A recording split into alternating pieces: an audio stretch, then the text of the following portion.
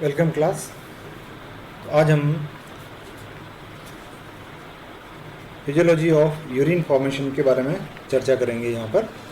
और पिछले क्लासेस में हमने बहुत सारी चीज़ों के बारे में हमने पढ़ा है और कुछ चीज़ें पहले मैं आपको बता चुका हूँ, उससे आगे हम यहाँ पर लेंगे। और सबसे पहले हम बात करते हैं कि मूत्र का निर्माण जो है वो किस प्रकार से होता है, इसकी क्रियाविधि क्या है। इसके ऊपर एक बड़ा क्वेश्चन जो है वो पूछा जाता है। और इसके पहले कि हम इसको स्टार्ट करें, एक वीडियो मैं आपको दिखाना चाहता हूँ। जैसा मैंने पहले आपको ये कहा था कि अगर आप एनिमेशन देखें तो आपको ये बहुत आसानी से चीज़ें समझ में आ जाएगी। देखिए, ये हमारी किडनी की पोजीशन है जो अब तक मैं पढ़ा चुका हूँ। आपको उसके बारे में एक बार थोड़ी सी जानकारी आपको वापस दे देता हूँ। हमने कहा था कि ये बीन शेप्ड होती है। बाहर वाला भाग जो है वो उत्तल होता है, अंदर वाला अवतल होता है। ये आपका रीनल आर्टरी है, ये रीनल वेन है और ये आपका यूरेटर है जो कि इससे बाहर निकलती है। आइए हम एक बार इस वीडियो को देख लेते हैं, जिससे आपको पूरा प्रोसेस जो है वो थोड़ा सा समझ में आ जाएगा और धीरे धीरे हम इसको पढ़ने की कोशिश जो है वो करेंगे। ये देखिए, ये जो ब्लड है ये आपका किडनी के अंदर जा रहा है और बाहर से देखेंगे तो ये ब्लड वापस यहाँ आ रहा है और ये यूरिन इससे बाहर निकलता है। किडनी को बाहर से देखने पर ये तीन चीज़ें हमें समझ में आती है कि ब्लैडर के अंदर ये जा रहा है, आपका यूरिन जो बन रहा है किडनी से वो ब्लैडर के अंदर जा रहा है। क्लियर है ये आपको यहाँ पर? ओके।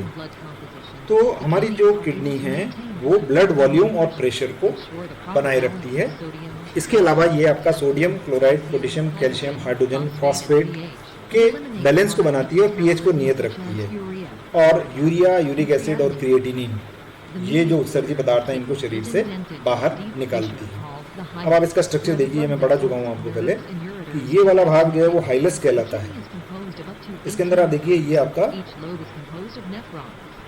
वेन अंदर की ओर आई है और ये लोब्यूल तक जाती है। लोब्यूल के अंदर आपका स्ट्रक्चरल एंड फंक्शन यूनिट जो नेफ्रॉन है ये प्रेजेंट यहाँ पर होती है। ये एक टिपिकल नेफ्रॉन है, पूरा एक नेफ्रॉन का स्ट्रक्चर की हम बात यहाँ पर कर रहे हैं। पढ़ा चुका हूँ आपको मैं ये पहले। पहला भाग इसका ग्लोमेरुलस, मेल्पिजियन कैप्सूल जिसको हमने कहा था, इसके अंदर ये बॉमन स्पेस है बीच में। देखिए आप यहाँ पर, ये ए फ्रंट आर्टरी है और ये ई फ्रंट आर्टरी है। इनमें यहाँ प्रेशर जनरेट होगा और उसके कारण से फिल्टर जो है वो ब्लड जो है वो फिल्टर होता है। ये फिल्ट्रेशन मेम्ब्रेन है। तीन भाग होते हैं इसके अंदर, एपिथेलियल लाइनिंग, एंडोथेलियम और बेसमेंट मेम्ब्रेन। अब इसमें जो फिल्ट्रेट है ये इससे बाहर निकल करके और आ रहा है। ये जो बाहर निकल रहा है ये क्या है? फिल्ट्रेट है। ये देखिए आप, ये केशिका गुच्छ है और इसमें दाब की वजह से फिल्ट्रेशन हो रहा है। अभी फिल्ट्रेट होकर के ये कहाँ जाएगा? पहला भाग कौन सा बताया मैंने आपको? Proximal convoluted tubule. ओके। उसके बाद क्या आएगा आपका? Loop of Henle. ये यहाँ से हमने कहा था कि प्रॉक्सिमल कन्वोल्यूटेड ट्यूब्यूल रीअब्जॉर्प्शन का काम ये करता है। ये देखिए यहाँ पर, ये लूप ऑफ हेनले यहाँ तक, फिर ये आपका डिस्टल कन्वोल्यूटेड ट्यूब्यूल, ये प्रॉक्सिमल कन्वोल्यूटेड ट्यूब्यूल, ये ग्लोमेरुलस वाला पार्ट हो गया आपका, बॉमन कैप्सूल, मेल्पिजियन कैप्सूल जिसको हम कह रहे हैं, ये प्रॉक्सिमल कन्वोल्यूटेड ट्यूब्यूल, फिर ये लूप ऑफ हेनले और ये आपका डिस्टल कन्वोल्यूटेड ट्यूब्यूल, दूरस्थ संवलित नलिका, जो कि कलेक्टिंग ट्यूब्यूल के अंदर आ जाती है। ये कलेक्टिंग ट्यूब्यूल होती है। ये एक नेफ्रॉन का पूरा स्ट्रक्चर जो 5 भाग हमने आपको वहाँ पर बताए थे इसके, वो हो गया है। अब इसमें ब्लड का फ्लो किस तरह से होता है किडनी के अंदर, कि ब्लड आता कहाँ से? तो ये सबसे पहले रीनल आर्टरी है, ये अंदर आकर के हाइलस के अंदर सेगमेंटल आर्टरी के अंदर डिवाइड हो जाती है। और जब ये लोब्यूल के अंदर जाती है तो लोबुलर आर्टरी बन जाती है। वहां से जो ब्रांच निकलती है जो कि बॉमन कैप्सूल के अंदर जाती है, ये आपका ए फ्रंट आर्टीरियोल कहलाती है, अभिवाही धमनी का। ये ब्लड लेकर के और इसके अंदर आ रही है और इससे ब्लड जो वापस बाहर निकल रहा है उसको ई फ्रंट आर्टीरियोल या अपवाही धमनी का कहा जाता है। यहाँ प्रेशर जनरेट होता है। अब यहाँ समझ लीजिए आप पहले ए फ्रंट, ई फ्रंट, और ई फ्रंट जब इससे बाहर निकलती है तो ये peritubular capillary loop of Henle के चारों ओर बनाती है। जो कि पुनरावशोषण और सिक्रीशन में इंपॉर्टेंट रोल प्ले करती है। जैसे यहाँ से कोई चीज़ सिक्रीट हो रही है तो ब्लड के अंदर जाएगी वो, और ये कुछ रीअब्जॉर्ब की बात हम करते हैं तो भी वो ब्लड से वापस इसके अंदर निकल करके और आता है। अब ये सब मिल करके वापस आपकी आर्टरी को वेन्स बनाएगी और ये आपको वापस इंफीरियर वेना केवा के अंदर चली जाती है। यूरिन फॉर्मेशन जो है 3 स्टेप्स के अंदर होता है। ये पहली फिल्ट्रेशन का काम, इसके बारे में आज मैं बताऊंगा आपको। ये आपका ग्लोमेरुलस के अंदर हो रहा है, कॉमन कैप्सूल के अंदर हो रहा है ग्लोमेरुलस के थ्रू। दूसरा होता है रीअब्जॉर्प्शन और तीसरा सिक्रीशन। ये देखिए फिल्ट्रेशन हो रखा है यहाँ पर, ये जो बाहर निकल रहा है ये फिल्ट्रेट है।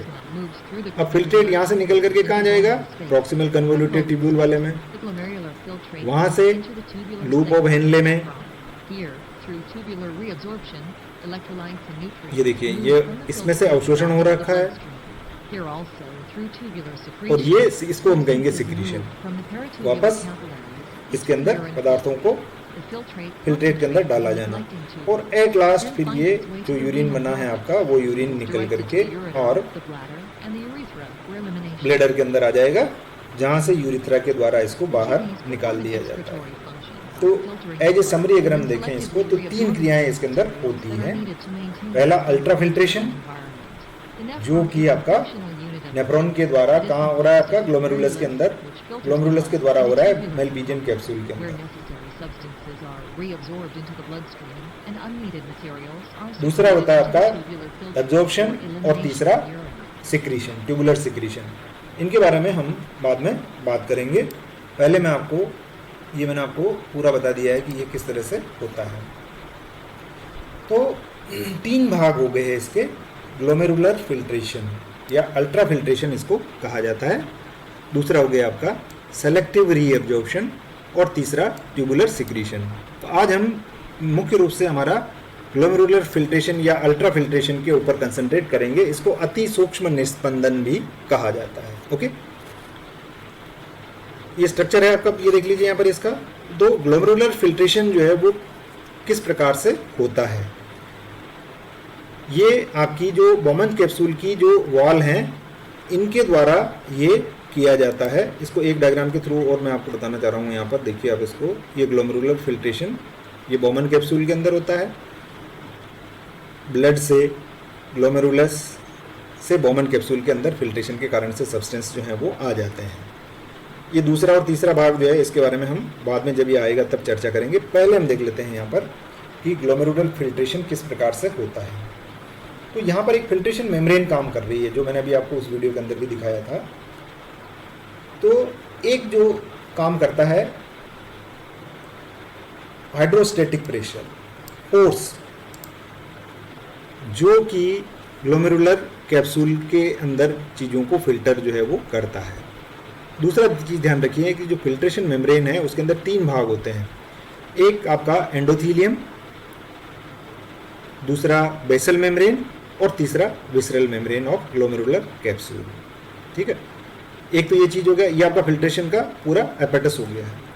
दूसरा जो दाब बन रहा है आपका वो क्या है, इसको समझिए आप इस तरह से। सबसे पहले कि जो एफरेंट आर्टरी से ब्लड अंदर की ओर आ रहा है और जो बाहर निकल रहा है ईफरेंट आर्टरी के द्वारा, अभिवाही और अपवाही धमनिकाएं, इसमें इनका डायमीटर को कंट्रोल किया जाता है हार्मोन के द्वारा। ये हम बाद में बात करेंगे इसके बारे में। तो आप अभी यहाँ पर ये समझिए कि अंदर जो ब्लड आ रहा है उसकी मात्रा ज़्यादा है बनिस्बत जो बाहर निकल रहा है पर यूनिट टाइम में। उसकी वजह से एक प्रेशर जो है वो जनरेट होता है। ठीक है, और यहाँ पर फिल्ट्रेशन होता है। लेकिन ऐसे सब्सटेंस जो कि ब्लड में हैं और उनका मॉलिक्यूलर वेट 67,000 से अधिक है, ये पदार्थ फिल्ट्रेशन इनका नहीं हो पाता है।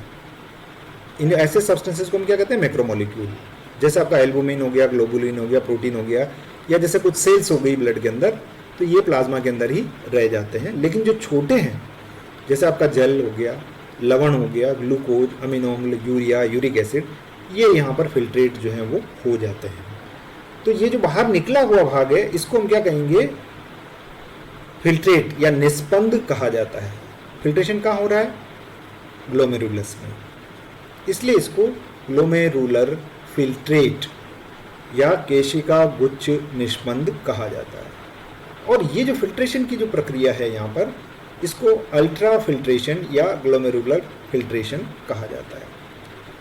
अब दूसरी चीज़ पर आइए आप, कि ये जो दाब जिसकी हम बात कर रहे हैं यहाँ पर, कि ये जो दाब बन रहा है, लुडविग ने ये बताया था कि ये क्रिया जो है वो इस दाब में परिवर्तन के कारण से होती है, और इसको हम जो दाब जो बनता है उसको नेट फिल्ट्रेशन प्रेशर कहते हैं। इसको आप यहाँ पर देखिए, एक होता है आपका hydrostatic pressure, glomerular hydrostatic pressure, ये 55 मिलीमीटर के बराबर है। दूसरा, जो ब्लड के अंदर जो कोलाइड सब्सटेंस हैं वो भी अपना एक प्रेशर जो है वो डालते हैं, ये 30 मिलीमीटर के बराबर होता है। और एक कैप्सुलर हाइड्रोस्टैटिक प्रेशर, इसके अंदर जो सब्सटेंस भरता है वो सब्सटेंस वापस क्या करेगा, इस केशिका गुच्छ के ऊपर दबाव डालेगा, इसको हम कैप्सुलर हाइड्रोस्टैटिक प्रेशर कहते हैं। तो इन तीनों का जो सम्मिलित भाग है, इनका जो रिजल्टेंट जो प्रेशर है वो आपका फिल्ट्रेशन प्रेशर के बराबर होगा। कैसे, इसको बताने की कोशिश करता हूँ मैं। देखो आपको यहाँ पर ये GFR इज इक्वल टू, अब आपकी बुक में यहाँ पर थोड़ा सा आप कंफ्यूज हो जाएंगे, इसलिए मैं आपकी बुक के अंदर जो दे रखा है वही दे रखा है मैंने। 20 मिलीमीटर नहीं होता है, ये लगभग 10 मिलीमीटर के बराबर होता है। ठीक है, कैसे, ये देखिए आप इसको यहाँ पर। नेट फिल्ट्रेशन प्रेशर जो है वो आपका किसके बराबर होगा, force out of blood minus force remain in the blood. तो फोर्स जो डाला जा रहा है वो कितना होता है आपका, 55 मिलीमीटर ऑफ मरकरी के बराबर होता है। इसमें से बाकी क्या निकलेगा कि वो बल जो कि इसके अपोजिट लग रहा है, एक दो आपका हो जाएगा ग्लोमेरुलर ऑस्मोटिक प्रेशर, ये 30 मिलीमीटर ऑफ मरकरी के बराबर होता है, और एक कैप्सुलर हाइड्रोस्टैटिक प्रेशर, ये मिलाकर के आपका हो जाता है 15, तो ये 45 हो जाता है। तो ये 55 माइनस 45, ये 10 मिलीमीटर ऑफ मरकरी का आपका इसका नेट प्रेशर जो है वो हो जाता है, जो कि आपका ग्लोमेरुलर प्रेशर, नेट प्रेशर जो है वो कहलाता है, नेट फिल्ट्रेशन प्रेशर। अब आप समझ लीजिए आपकी बुक में क्या दे रखा है, वो भी मैंने यहाँ पर थोड़ा सा एक अलग से बता दिया है आपका। यहाँ पर यहाँ पर 30 और यहाँ पर एक्चुअली GCP के में डिफरेंस आ रहा है कि ये 55 होना चाहिए और आपकी बुक में ये 70 जो है वो दे रखा है। थोड़ा सा दिक्कत ये यहाँ पर आ रही है कि ग्लोमेरुलर प्रेशर जो है, कैपिलरी प्रेशर, ये आपकी बुक में लिख रखा है कि 70 से 90 मिलीमीटर ऑफ मरकरी के बराबर ये होता है। तो चलिए हम इसको यहाँ पर ये मान लेते हैं, लेकिन एक्चुअली ये 55 मिलीमीटर जो है, जो स्टैंडर्ड बुक्स हैं उनमें ये 55 मिलीमीटर, जिसे हम MSc में बताते हैं, तो ये 55 मिलीमीटर है ना। तो ये 70 वाला जो प्रेशर तो ये हो गया जो ब्लड के द्वारा जनरेट किया जा रहा है, इसका अपोजिट जो प्रेशर है वो 50 मिलीमीटर होता है, तो 20 मिलीमीटर हो रखा है। ठीक है, 30 और 20, जबकि ये होता कितना, 30 और 55, ये 45 हो जाएगा, जो मैंने आपको यहाँ पर ये बता रहा हूँ मैं आपको यहाँ पर। ये देखिए यहाँ पर 55 माइनस 30 प्लस 15, तो 10 मिलीमीटर ऑफ मरकरी का नेट फिल्ट्रेशन प्रेशर जो है वो इसके ऊपर लगता है। ठीक है, ये कैप्सूल है, मेरी बात समझ में आ गई ना आपकी। ये जो प्रेशर जनरेट हो रहा है ये 55 मिलीमीटर है, लेकिन इसके अगेंस्ट में जो प्रेशर लग रहा है वो प्रेशर कौन सा है आपका, एक तो ग्लोमेरुलर ऑस्मोटिक प्रेशर और कैप्सुलर हाइड्रोस्टैटिक प्रेशर, ये दोनों 30 और 15 यानी 45 मिलीमीटर ये इसके अगेंस्ट में लग रहे हैं। यहाँ पर यही बताने की कोशिश हमने यहाँ पर की है। तो ग्लोमेरुलर फिल्ट्रेशन रेट क्या होगी, GFR, इसके ऊपर क्वेश्चन पूछा जाता है कि GFR क्या चीज़ है। तो इसको समझ लीजिए आप कि GFR क्या चीज़ जो है वो होती है। इसको अगर आप देखेंगे तो glomerular filtration rate is equal to millilitre of blood fluid filtered by glomerulus at each minute, या इसको हम कहते हैं कि net amount of filtrate per unit time, इकाई समय में जितनी मात्रा इससे निष्पंद निकल रहा है उसकी मात्रा को हम ग्लोमेरुलस फिल्ट्रेशन रेट जो है वो कहते हैं। अब ये इसको कौन कौन से कारक जो हैं वो प्रभावित करते हैं, एक तो सरफेस एरिया, दूसरा मेम्ब्रेन परमेबिलिटी और तीसरा प्रेशर। जो हमने कहा था कि 10 मिलीमीटर ऑफ मरकरी का प्रेशर जो है वो होता है। ठीक है, तो नॉर्मल GFR कितनी होती है इसको समझिए आप, कि पर मिनट में ये जो ग्लोमेरुलस से जो टोटल ग्लोमेरुलस से जो फिल्ट्रेशन हो रहा है वो 125 मिलीलीटर पर मिनट होता है। इसका मतलब 1 घंटे में ये 7.5 लीटर पर आवर फिल्टर कर देता है। यानी पर डे हमारा जो किडनी है वो 180 लीटर ब्लड को फिल्टर कर देता है। ये नॉर्मल GFR है। अब जो नेट फिल्ट्रेशन प्रेशर है आपका, ये प्राइमरी फैक्टर है GFR को कंट्रोल करने के लिए। जब ये कम होता है तो आपका प्रेशर कम हो जाएगा, और जो डिहाइड्रेशन है, जो हमारा अगर ब्लीडिंग हो रखी है कहीं पर, ब्लड का लॉस होता है तो फिल्ट्रेशन प्रेशर डिक्रीज होगा और इसके कारण से प्रेशर जो है वो कम हो जाएगा। डिहाइड्रेशन हो रखा है तब भी ये कम हो जाता है। इसके अलावा इसको कंट्रोल करने वाले दूसरे जो कारक हैं, रीनल ऑटो रेगुलेशन है, मायोक्लिनिक मैकेनिज्म है, ये थोड़ा आपके लिए डिटेल में हो जाएगा। तो इनको छोड़ते हुए अब हम आगे की ओर चलते हैं, और इस डायग्राम के थ्रू मैं आपको यहाँ पर बताने की कोशिश करता हूँ। The volume of filtrate by both kidneys each minute is called 1 by glomerular filtration rate GFR, और ये आपका कितना होता है 120, यहाँ बताया था मैंने आपको अभी, ये 125 मिलीलीटर पर मिनट और 180 लीटर। ठीक है, तो यहाँ पर भी अपन करेक्शन कर ही देते हैं इसको कि ये आपका 125 GFR जो है आपका वो 125 मिलीलीटर पर मिनट होता है। तो 180 लीटर पर डे का ये सिस्टम जो है वो हमारा हो जाता है। तो ये हमारा पहला भाग जो है वो पूरा हो जाता है। नेक्स्ट पार्ट जो है वो हम अगली क्लास में डिस्कस इसके बारे में करेंगे।